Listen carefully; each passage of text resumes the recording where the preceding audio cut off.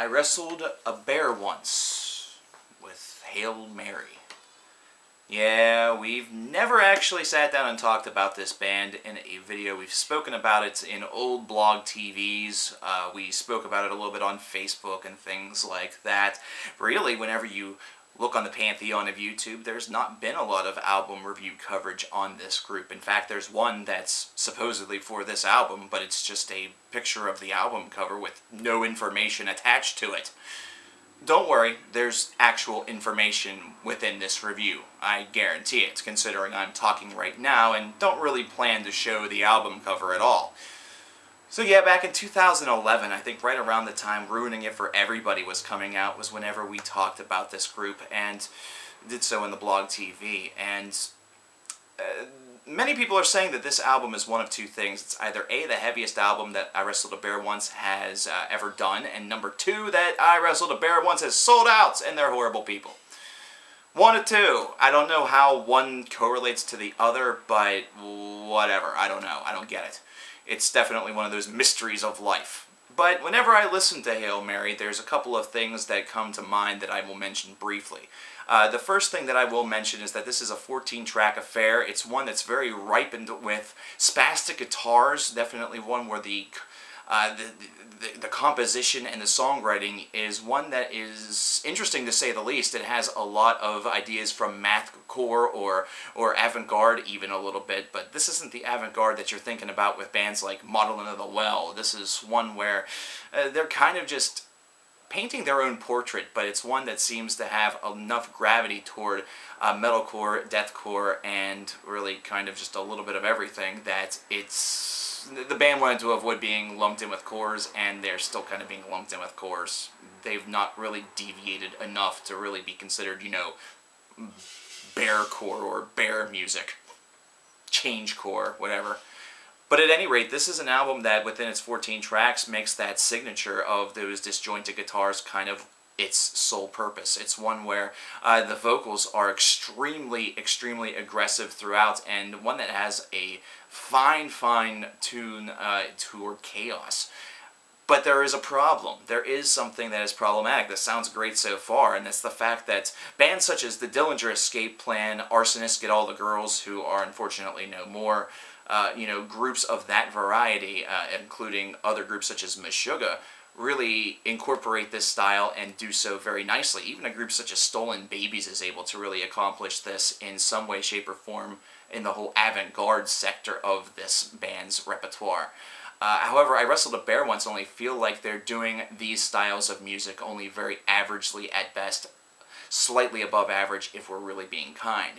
One of the principal complaints that I have about this disc is the fact that it doesn't exit its comfort zone all of that often. It's one where it sort of has this main little idea, this main core concept of mathcore, and really will only explore outside of this realm in little minute or so chunks that come during different tracks. And one of the biggest successes this album actually boasts are the Doomed to Fall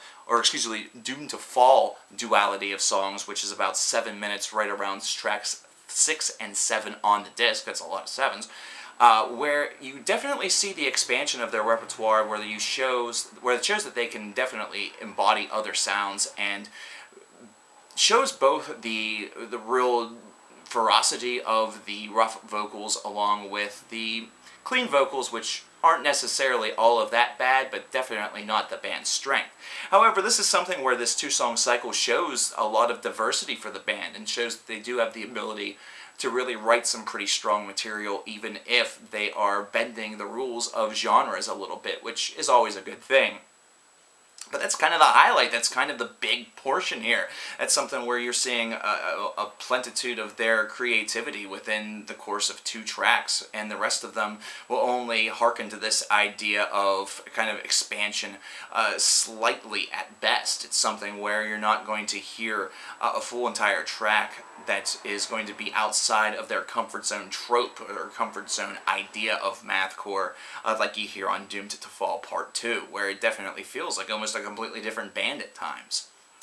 not being able to exit that comfort zone for an elongated period of time kind of negates the whole idea of mathcore. It kind of negates that whole idea of rewriting the rules because you've established some rules for yourself. You've established a safety zone, a home base, so to speak, which kind of drives your writing. And really what ends up happening whenever you have a 14-track album like this is that that whole idea grows tiresome. It's an idea that definitely gets old. So even on an album like this, which definitely feels better than their previous work, this is still an album that suffers from the concept that the idea gets old quickly. It's something where there needs to be more of a driving force that it really incorporates a lot of differential, that really embodies a little bit of change, that really showcases that there are bigger differences between track to track than just song title. And this is something that I feel this band still has not truly learned. And before this album, the song titles rather, were part of the shtick. They were ridiculous, and there are some strange ones on this one, such as We All Float Down Here, which is a reference to It, or Your God Is Too Small, but it has absolutely nothing on other tracks such as Smells Like Kevin Bacon. Overall, this is a band that perhaps will always kind of linger within this construct of mathcore and continue to try to prove themselves to be above the core idea, when in reality they are within the core idea, the mathcore idea, and they're not one of the frontrunners of the genre. I would give this album probably a 68 out of 100. I would not give it a 69 because that number that would really just suit their needs and suit their benefit. Definitely better than some of the earlier work from theirs that I've explored, but still a lot of work to do. What did you guys think about Hail Mary from I Wrestled a Bear Once? What do you think about me? Am I a dick? Am I an asshole? Because if I am, that's fine. I'm okay with that. It's just my opinion. Maybe you should tell me yours and do so either in the comments below or review the album yourself. If you like the band this much, where you are willing to defend to the death, in the YouTube comments of my channel, maybe you should give them a little bit more coverage by posting a video on your channel. Just a suggestion, Cover Killer Nation, always looking out for the little guy. There you have it. I'll talk to you later.